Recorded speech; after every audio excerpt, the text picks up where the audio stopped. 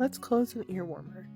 So I'm going to start by taking out these surgeon's knots. These are just here for my own preference. And what a surgeon's knot is when you cross your yarn, you're going to wrap it through once, wrap it through twice. This creates a secure knot without actually securing it down, so it just kind of holds its place. So these are the top rows of waste yarn.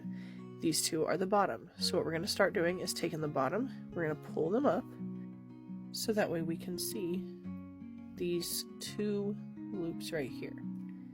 The reason why we use waste yarn is so we can work into these loops along the edge.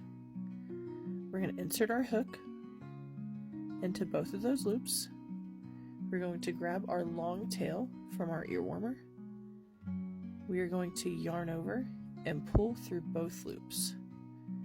So now what I like to do is I like to line up all of my stitches, and then what we're going to do is we're going to grab one from the bottom, one from the top, yarn over, and pull through all three on our hook.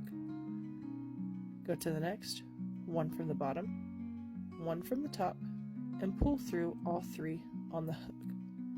One from the bottom, one from the top, pull through all three on the hook. And we're just going to keep working that all the way down.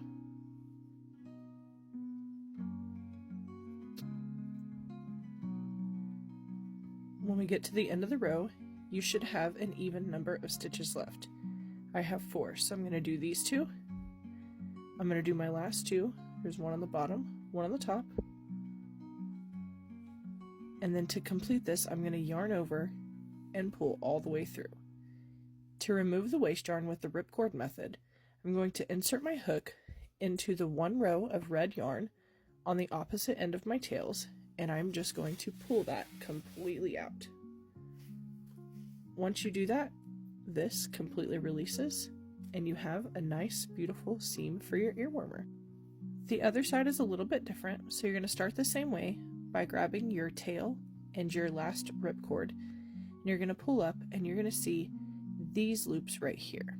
So I like to go in the one to the right of the tail, and then this one that starts to the right of the waste yarn. I'm just going to insert my hook into both of these loops, yarn over, and pull through. The rest of this you will continue just like you did on the first one.